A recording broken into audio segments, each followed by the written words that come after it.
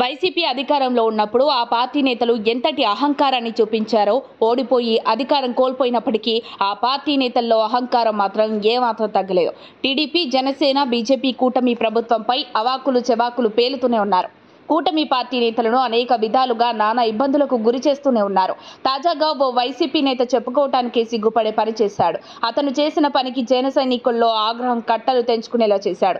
కానీ పార్టీ అధినేత పవన్ కళ్యాణ్ కు ఇచ్చిన మాట కోసం కట్టుబడి ఉన్నారు జన సైనికులు.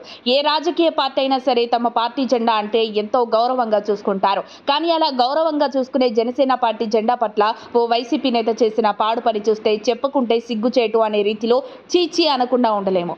జన సైనికులు ఎంతో గౌరవంగా చూసుకునే జనసేన పార్టీ జెండాపై వైసీపీ నేత మూత్రం పోసి అవమానించాడు. నూజివీడు నియోజకవర్గంలో ఆగిరపల్లిలో ఈ ఘటన చోటు చేసుకుంది. జనసేన పార్టీ జెండాను వైసీపీ నాయకుడు అవమానించిన ఘటన ఆలస్యంగా వెలుగులోకి వచ్చింది. విషయం తెలిసిన జన సైనికులు ఆ పాడు పనిచేసిన వైసీపీ యూత్ లీడర్ బెజవాడ హర్షపై బగ్గుమంటున్నారు. అర్ధరాత్రి మద్యం సేవించి ఫార్చునర్ కారులో వెళుతూ వెనక్కి వచ్చి మరి ఆగిరిపల్లి సెంటర్లో రోడ్డు ప్రక్కన పార్కింగ్ చేసిన ఆ ఏరియా జనసేన నాయకుడి కారుపై ఉన్న జనసేన పార్టీ జెండాపై YCP youth leader Bezawada Harsha మూత్రం పోసి పైశాచిక ఆనందం పొందాడు.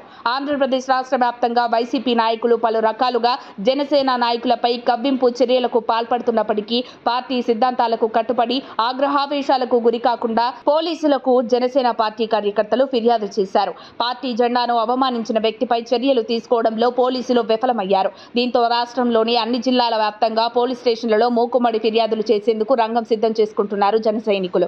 డిప్యూటీ సీఎం జనసేన పార్టీ అధినేత పవన్ కళ్యాణ్ ఫోటోతో కూడిన పార్టీ జెండా అవమానానికి గురైతే నిందితుడు వైసీపీ యూత్ లీడర్ బెజవాడ హర్షను కాపాడేందుకు కొందరు కూటమి నాయకులే రాజీ చర్చలకు దిగడాన్ని పవన్ కళ్యాణ్ అభిమానులు జన సైనికులు జీర్ణించుకోలేకపోతున్నారు.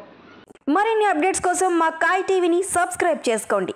మా వీడియో కనుక మీకు నచ్చినట్లయితే లైక్ చేయండి, షేర్ చేయండి. మీ విలువైన అభిప్రాయాలను కామెంట్ బాక్స్లో తెలియజేయండి.